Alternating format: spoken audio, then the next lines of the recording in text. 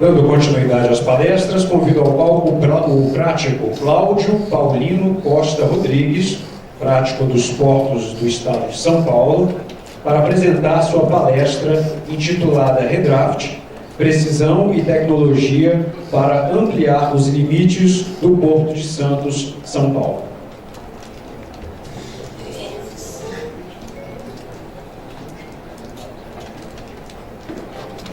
Bom, senhoras e senhores convidados, nosso presidente Gustavo, o almirante Lima Filho, acho que retirou por um momento, é isso? Senhoras colegas práticos, senhores colegas práticos, os demais aqui presentes serão palestrantes. Em primeiro lugar, gostaria de agradecer muito a oportunidade de vir aqui apresentar essa tecnologia que a Praticagem de São Paulo colocou ao dispor da comunidade marítimo-portuária de Santos. Para aqueles que não me conhecem, e tem muitos que talvez não me conheçam, porque temos muitos práticos novos agora, nas mais diversas ETs. Meu nome é Cláudio Paulino Costa Rodrigues, eu sou formado pela EFON, tenho a honra de ser da mesma turma do nosso professor Mesquita, isso é uma grande honra que eu tenho. Estou na Praticagem de Santos desde 1990, ou seja, já vão ser 25 anos, e me sinto muito honrado também de ter sido convidado aqui, depois desses 25 anos, para fazer essa apresentação a todos vocês. Uma grande responsabilidade, já que nas palestras anteriores muito se falou do redraft, e essa responsabilidade ela se exponencia porque estamos próximos da hora do almoço, né? Então eu sei que a responsabilidade é dupla, né? Então eu queria começar essa apresentação, mas antes da gente entrar efetivamente no redraft, eu queria fazer um pequeno preâmbulo. Eu vou começar com essa citação de William Shedd. William Shedd, ele não era navegador, William Shedd não era prático. William Shedd, ele era um teólogo, ele era um filósofo, um professor na Universidade de Vermont, no final dos anos do século XIX. E ele com essa frase que muita gente conhece, né? Um navio no porto está seguro, mas ele não foi construído para isso. Ele com essa frase porque naquele tempo, lá no século XIX e até quase final do século XX, isso era uma completa realidade. Os navios lançavam-se na aventura marítima e não sabiam muito bem como é que ela ia se dar. E quando chegavam por perto de um porto, eles se sentiam seguros. Eles entravam num porto, portos abrigados, que, aliás, por essa característica geográfica, esses portos tornavam-se movimentados, forneciam um bom abrigo, e ali se encontravam seguros, faziam sua operação de carga e lançavam-se novamente à aventura marítima nos mares, enfrentando tempestades, ondas, etc, etc, etc. Só que aquele abrigo que os portos davam, eles hoje mudaram por conta de alguns fatores que a gente vai ver. Porque um porto abrigado quer dizer que é um porto que tem canais sinuosos, ele tem acidentes geográficos em seu interior, ele é sujeito a variações de maré. Então isso nos dias de hoje, talvez a frase dele não fosse assim tão completa de realidade. E vamos ver por quê. O clima mudou. O clima mudou e a gente tem visto isso nas estatísticas que nós fazemos lá com os sensores dos nossos instrumentos. Isso aqui é uma pequena estatística que nós temos de 2011 para cá, das maiores alturas de onda registradas no Porto de Santos. Eu vou até tirar essas duas aqui de baixo, que foram desse ano, que realmente foram fora da marca. Nós tivemos aqui, naquilo que apareceu no Fantástico, inclusive, do mar invadido Santos e tal, ondas de 4,01 metros e 4,25 metros registradas em Santos. Porém, vamos tirar uma média. Nós temos hoje uma média, quando há ressacas em Santos, de ondas de cerca de 2,5 metros de altura. Isso, na realidade, é uma média histórica. Vamos aliar a um outro fator. Os navios cresceram. Os navios estão transportando mais carga. Seus portos aumentaram. Só no primeiro semestre de 2016, nós tivemos 630 manobras de navios com calados acima de 12 metros. Para alguns colegas que trabalham em portos de águas naturalmente profundas, isso aí não é nada. Porém, um porto como o Santos, que é um porto estuarino, e tem um canal bastante estreito, um canal com bastante curva, um canal sinuoso, um canal que é habitado em ambas as margens, seja por terminais portuários, seja por população mesmo das cidades de Santos e Guarujá, isso daqui é um fator grande de risco. O canal do Porto está projetado para ter 14,5 metros a 15 metros. Eles nunca conseguem manter esse efetivo 15 metros por conta de todos os problemas que o doutor Fernando trouxe aqui para a gente, né? Que a gente já viu na palestra anterior. Então, daquele tempo do William Shedd, isso aqui também mudou. As ondas estão maiores e os navios também estão maiores e apresentando maior risco. E, além de tudo, existe uma coisa que é um fator inerente ao nosso país. É isso aqui.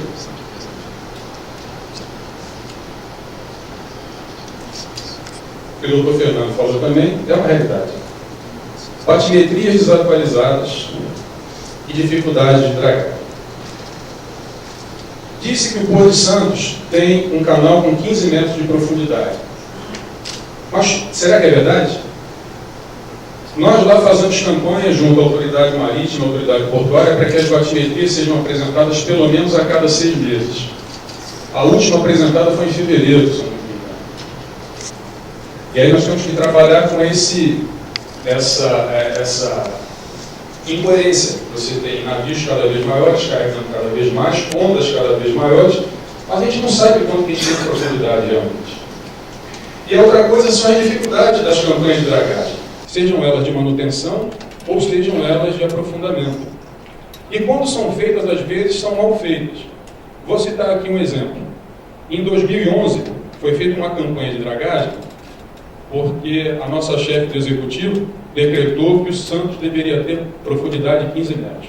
Ou seja, ela pensava que tudo tinha que ser feito por decreto e Santos tinha que ter, foi decretado que tinha que ter 15 metros de profundidade. Fizeram lá uma dragagem, passava a draga para lá e para cá o tempo todo, só que esqueceram que lá próximo ao Goiatuá é um ponto de curvatura e que o navio ele muda cerca de 30 graus do seu rumo, de 30 a 40 graus do seu rumo, seja para sair, seja para entrar no porto. E a draga passou por ali, fez uma campanha e fechou mais ou menos com 14,9, 15 metros do canal inteiro. Mas ali naquela curva, dentro do canal, ela esqueceu de dragar. Se eu não me engano, tinha 14,20 ali. Evidentemente, essa batimetria foi enviada para o Centro de Hidrografia da Marinha, né, para que fosse homologado, e não foi homologado, claro. Não, o Porto de Santos não tem 15 metros, o Porto de Santos tem 14,20, porque o ponto menos profundo é aquele canal. Foi uma briga danada, imagino que os profissionais que lá trabalhavam devem ter sentido uma pressão incrível, e a que se fez? Porque era feito uma moda do executivo anterior. A vez de mandar a draga lá novamente para dragar aquele caroço, não, botaram a boia para dentro. Certo? Então Santos tornou-se o único porto no mundo que tem uma esquina. A gente sabe que navio faz curva no lugar da esquina. Em Santos ele tem que dobrar a esquina. Na Boia 4 ele tem que dobrar uma esquina. É mais ou menos o seguinte: a gente contrata um cara para construir um prédio de apartamentos com varanda. Ele põe a varanda dentro da sala. Foi isso que aconteceu. Então, esses são os fatores. Tem aquela frase do William Shedd, no caso do Brasil, especificamente Santos, ela não é mais adotada. E foi um dos fatores que nos levou a pensar no debilidade. Continuando, em muitos fóruns que nós vamos, em muitas reuniões, a gente escuta comparações, né, de portos brasileiros com portos estrangeiros. Isso aqui, se eu não me engano, é Barcelona. Um monte de lugar as pessoas gostam de comparar Santos com Barcelona. Isso aqui é a entrada de Barcelona. Entrada de Santos. Barcelona, Santos. Barcelona praticamente não tem navegação grande, o canal não é estreito, ele não tem praia próxima. Agora Santos, isso aqui é o canal de entrada. Aqui é aquela boia da esquina que eu falei. Vem aqui, aquela. Então nós temos que navegar aqui cerca de 3 milhas até entrar no abrigo do porto. Ali em Barcelona, rapidamente, se a gente voltar, vamos ver que o abrigo está bem próximo.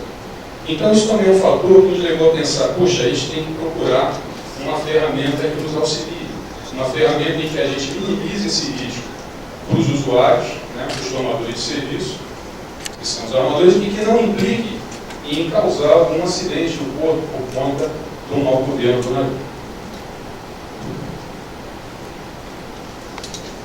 Nós também trazemos esses fatores aqui que nos levaram a pensar na tecnologia Redraft. Isso aqui foi uma matéria de 2015 do Valor Econômico, uma tradução de uma matéria do Wall Street Journal.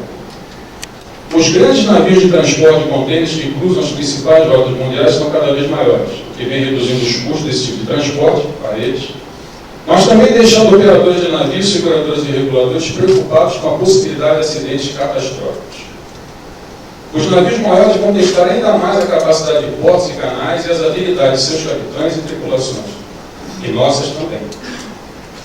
Há uma escassez mundial de profissionais qualificados, somos poucos, para comandar esses navios, diz Andrew Kinsey, capitão de navio aposentado, que hoje é consultor sênior de risco marítimo da Aliança Global Corporate Special, unidade seguradora Allianz. Os navios que hoje frequentam Santos estão aumentando cada vez mais. Eles são da ordem de 336 metros de comprimento. Acho que em alguns portos dos colegas eles têm começado a frequentar também. Uma vez eu fui numa reunião para apresentar os riscos desse tipo de manobra e eu fiz a seguinte comparação. 336 metros é como se fosse um prédio de 110 andares. A gente pega o Empire State Building, deita ele na água, põe um hélice na polpa dele, um leme e manda ele fazer curva. É isso. Em Santos, especificamente, tem que fazer uma esquina, além da curva. Então, queria mostrar eu mostro para as pessoas o grande risco que é esses grandes navios. E o quanto que a infraestrutura portuária tem que acompanhar esse progresso. E nós nos sentimos responsáveis de acompanhar, de fazer a nossa lição de casa, para que nenhum acidente viesse a acontecer. Acidentes marítimos responderam pela maior fatia de perda das seguradoras entre 2009 e 2013, à frente de incêndios, acidentes aéreos e terremotos. Cortes de custos que reduzem a tripulação, a carga horária e treinamento têm ampliado os riscos e podem contribuir para acidentes com navios, diz esse advogado. Outra coisa, as vibrações do casco causadas pelas ondas, por exemplo, tornam-se um problema mais sério com o aumento do comprimento do navio. Por maior que sejam as perdas causadas por naufrágio, porém, elas ainda podem parecer pequenas diante de possíveis consequências do bloqueio de um canal por um navio com problemas. Não vou continuar a leitura, vou deixar, mas vamos pensar o seguinte.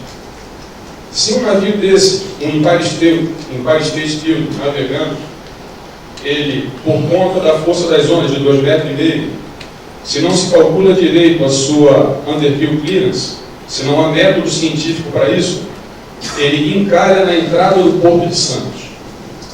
30% do comércio exterior brasileiro flui pelo Porto de Santos. Se ele encalha ali, é bem provável que a gente não vá ter mais o Porto de Santos.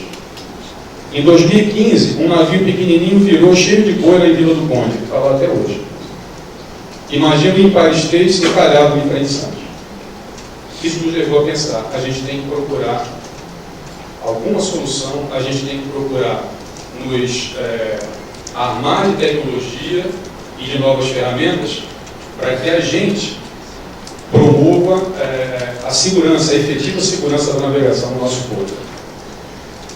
E foi aí que nós fizemos. Primeiro, o investimento no C3OT. Iniciou-se lá em 2011, 2012, montamos aquele centro de operações, e que, por incrível que pareça, apesar do bem que ele é feito para a comunidade marítima em geral e para os usuários, ele é mal compreendido. Existem pessoas que ainda acham que o nosso C3OT está ali para fazer concorrência a um BTS, um BTMS, que a autoridade portuária venha a instalar. Não é verdade. O grande interesse do C3OT é fornecer dados em tempo real, ferramentas, mecanismo profissional prático que dá a bordo desses grandes navios sob condições de tempo e de infraestrutura muito ruins, fazer o seu serviço da maneira correta. Fazer o seu serviço de maneira que não ocorra um acidente, de maneira que a economia do Brasil continue fluindo. Não fossem as ferramentas do C3OT, nós não poderíamos ter o Redraft. Porque a partir das ferramentas, dos sensores, dos dados que ali temos em tempo real, maré, corrente, altura de onda, vento, é que nós conseguimos alimentar o sistema Redraft para que ele possa dar resultado. Eu lembro quando a gente começou a falar desses grandes navios lá, tinha certas palavras para as pessoas da comunidade marítima local, e às vezes até do Brasil mesmo, soava como uma coisa completamente alienígena. Por exemplo, a primeira vez que nós falamos em interações hidrodinâmicas, tinha gente na plateia que estava olhando para a gente assim, falando: o que esse cara está falando? Os navios eram esses corpos enormes, passando perto de outros, pertinho num canal estreito e sinuoso, evidente que ele vai causar perturbação. Conseguimos levar bastante informação para eles, inclusive auxiliados pelo professor Tamuri, da USP, pelo pessoal da USP, e conseguimos levar essas informações de interações hidrodinâmicas e hoje realmente já virou um mantra. E a outra que veio foi calado dinâmico. Calado dinâmico? Para o cara lá, para o agente, para o operador, para o dono de terminal, tem lá o calado do terminal dele. Aqui o calado é 12 metros e meio. E ele acha que o navio vai ficar com 12 metros e meio do terminal dele até agora 1. Ele esquece que o navio se move, o navio se mexe, o navio está ao sabor das forças da natureza, principalmente lá barra fora, quando a gente cruza a Fortaleza e vai para o canal externo. E é o grande problema do navio, que é onde ele fica mais inseguro. E foi aí que a gente chegou no Redraft. Real Draft. Calado dinâmico real. É um sistema que é alimentado, primeiro, com o calado do navio, segundo, com todos os dados em tempo real dos sensores do C3OT, e terceiro, com a profundidade do canal, ele vai nos dar ponto a ponto, como nós vamos ver, como esse navio vai se comportar na navegação de saída, quais os pontos ele vai ter a maior e a menor underview clearance, e também os pontos onde talvez ele toque fundo e que não seja recomendado que ele navegue naquele horário, ou seja, que se espere uma maré maior. Como é que ele funciona? Isso aqui é a tela do Redraft que aparece no nosso sistema para os nossos operadores. Quando surge um navio com mais de 12 metros de calado, automaticamente do lado dele, na nossa pauta de serviço do sistema, aparece um R. O operador clica ali, aparece essa tela. Então,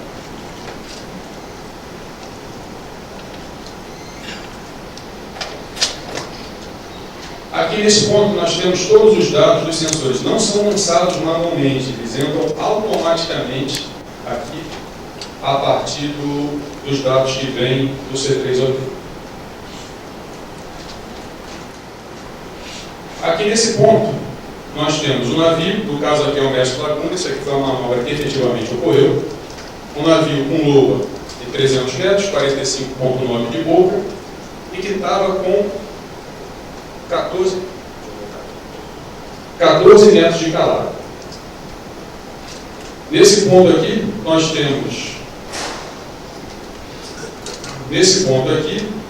nós temos as forças atuando sobre o navio no canal externo. São as forças de vento, corrente, onda também. Isso aqui é uma representação gráfica do que a gente tem aqui. Aqui é o canal externo. Cada ponto desse, de 1 a 10, que é da boia 1 alfa até a entrada do porto, representa os pontos em que o sistema calculou as maiores e menores underview clearance que ele possa ter. No caso desse navio, a gente vê que o ponto mais perigoso é o ponto 6, em que nós temos aqui a representação gráfica desse ponto 6, onde ele vai passar a cerca de 0,7 ou 0,8 no fundo.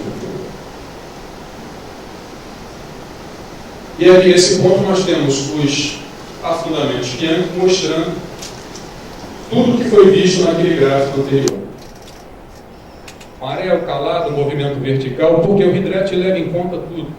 Movimento de capô, movimento de balanço, o movimento das ondas, a banda que ele dá quando ele faz uma curva, tudo. Eu vou mostrar um vídeo daqui a pouco, ele vai ser autoexplicativo, talvez ele informe melhor do que eu. Aí a gente estava funcionando o Redraft maravilhosamente, até que um dia, se eu não me engano, foi o navio MSC Júlio. Ele foi sair com 14 metros, nós colocamos no sistema do Redraft, o colega foi para bordo, nós tínhamos uma onda de mais ou menos 1,80 m, mais ou menos alguma coisa assim, colega foi para a manobra e sentiu na manobra, passando por esse ponto. Ali onde está o 6, que é o ponto mais nevrálgico, é ali a esquina. Ali onde está a varanda para dentro da sala. Sentindo ali, falou que o navio perdeu velocidade e trepidou bastante. Falou, opa, o navio deve ter de alguma maneira tocado no fundo, não deveria. Se nós temos todos os dados do sistema, exemplo, o calado dele, todos os dados dos sensores do C3OT, e nós temos a profundidade local, não deveria, porém ele tocou. É aquele velho problema, tá? Vou passar isso aqui mais para gente, da batimetria desatualizada. Nós vamos ver que realmente o canal ali ele já não tinha mais aquela profundidade que tinha há 7 meses atrás, que foi quando o negócio ocorreu. Por conta da experiência que a gente tem ali trabalhando naquele ambiente estuarino, nós sabemos que tem uma taxa de assoreamento de cerca de 10 centímetros por mês. Nós voltamos até a Aeronáutica, a empresa que junto da USP formatou o programa, formatou o sistema, falamos tanto com o doutor Felipe como com o doutor Rafael, e com o professor Tanuri também, e lançamos ali um fatorzinho de assoreamento. Eu até brinco aqui, acho que é o tal do fator Brasil, porque a gente não tem as batimetrias atualizadas, a gente teve que lançar no nosso sistema um fator de assoreamento. Refizemos o cálculo por MEC Julie. E exatamente naquele ponto lá, com o fator de assoreamento que a gente entrou no sistema, naquele ponto X, ele realmente iria tocar o fundo como efetivamente tocou. Foi uma coisa chata a gente saber que o navio tocou o fundo. Mas, por outro lado, foi uma contraprova que o sistema efetivamente funciona. Que o programa efetivamente funciona, que o programa ele tem efetiva credibilidade. Isso aqui é aquele esqueminha lá da parte exterior do canal.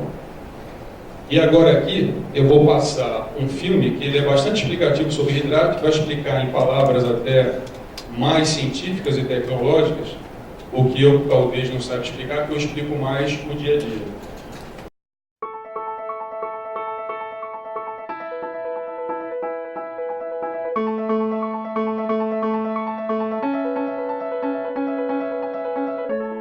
Santos é um dos portos com maior quantidade de manobras diárias da América Latina. Por seu canal ter uma profundidade de 15 metros, pode parecer que o porto está preparado para receber, a qualquer hora do dia ou da noite, navios com calado de até 14,2 metros. Mas não é bem assim. Imagine um navio em águas restritas, caracterizado pela limitada profundidade do canal de navegação. À medida que esse gigante se desloca para frente, a água flui por baixo do navio em direção oposta. Como a profundidade é pequena, a velocidade do deslocamento da água é aumentada. Com isso, a pressão que sustenta o navio diminui e causa um afundamento da embarcação. Isto é conhecido como efeito Scott. Dependendo das características do navio e da sua velocidade, esse afundamento pode aumentar o calado em até 2 metros. Se já não fosse o suficiente, os navios ainda sofrem outras ações de forças da natureza que se intensificam em águas restritas. Quando o mar está agitado, as ondas, dependendo da direção, tamanho e da frequência, causam uma considerável oscilação longitudinal no navio. O que podemos ver pela superfície é a frente do navio subindo, mas do lado oposto, a popa desce, chegando mais perto do fundo. Após vencer a onda, é a proa que desce e aumenta o calado, só que na frente. Com navios cada vez maiores, esse efeito tende a ficar mais perigoso. Mas as ondas e o vento forte que impactam nas laterais do navio fazem ele balançar transversalmente. Quando um lado sobe, a área de pressão diminui e o outro lado afunda, chegando mais perto do fundo, trazendo perigo para as embarcações. Para manobrar os navios, esses perigos sempre foram levados em conta pela praticagem de São Paulo, tanto que o nível de segurança no Porto de Santos é reconhecido como um dos melhores do mundo. No entanto, com a chegada de navios cada vez maiores e a diminuição das margens de segurança, a precisão dos cálculos e a agilidade das decisões têm se tornado cada vez mais essenciais para a dinâmica e a segurança do porto.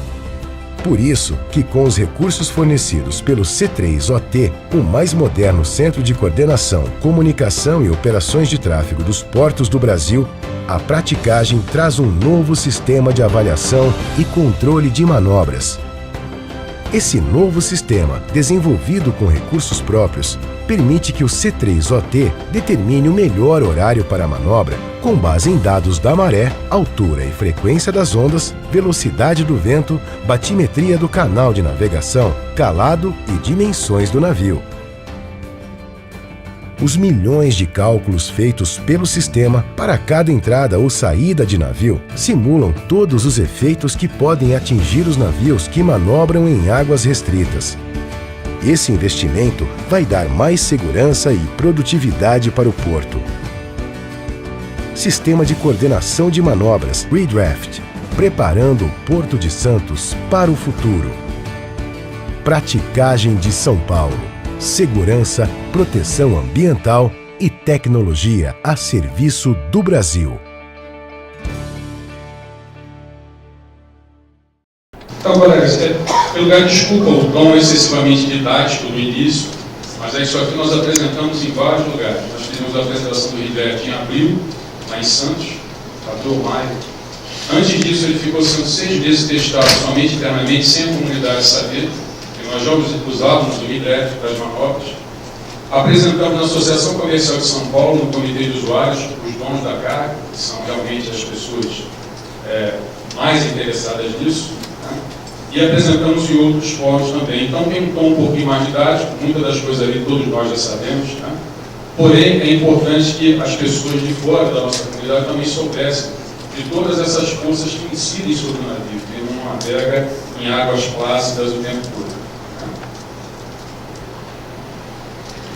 Com o C3OT e com o RIDET, a praticagem de São Paulo, assim como é a praticagem brasileira, ela tenta ampliar os limites do porto, preservando a segurança das embarcações do meio ambiente da comunidade. Ele tem um condão de nós darmos uma resposta para aqueles que dizem continuamente que a praticagem é um obstáculo ao crescimento do porto, que a praticagem ela vive de apontar defeitos do porto, principalmente quando nós pedimos reuniões à autoridade marítima, ao Pacto dos Portos, para demonstrar que num ou outro ponto estamos sentindo nosso ordenamento, para dar uma resposta àqueles que dizem que a praticagem ela trabalha contra o Brasil. Costumo dizer que, de maneira nenhuma, nós estamos trabalhando, nos esforçando e investindo nossos recursos, não só São Paulo, mas acredito que o Brasil inteiro, em diferentes diapasões, de acordo com a característica de cada um, para quê? Para fazer o Brasil crescer, para fazer o Brasil para frente. Eu digo uma coisa, nos lugares que eu vou, que todas as vezes que nós vamos procurar um serviço, a gente chega, por exemplo, num dentista, num médico, num advogado, e nós somos os tomadores de serviço, que nós estamos pagando, e também somos os clientes. No caso da praticagem é um pouquinho diferente. Os tomadores de serviço são aqueles que nos pagam, efetivamente. Eles são os tomadores de serviço. Mas o cliente da praticagem não é aquele tomador de serviço.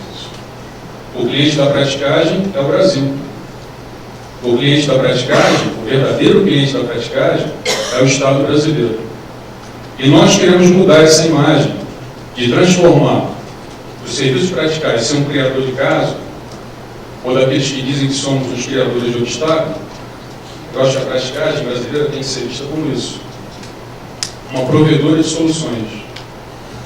Porque num país que a gente vive com tanta carência de infraestrutura, um país que a gente vive com tanta carência de soluções para os problemas, nós estamos buscando isso. Prover soluções. E sem nenhum custo para o nosso cliente, o Brasil. Nenhum custo para o nosso cliente, o Brasil. Para aquele tomador de serviço, ou para aquele que diz que a praticagem custa caro, eu respondo da seguinte maneira: com todos esses investimentos que nós fazemos, com todas as qualificações que nós temos, com toda a boa vontade que nós temos em fazer esse país da máquina toda a força adiante, eu não digo que a praticagem destacada. Eu digo que a praticagem brasileira, ela vale muito. Obrigado, senhores.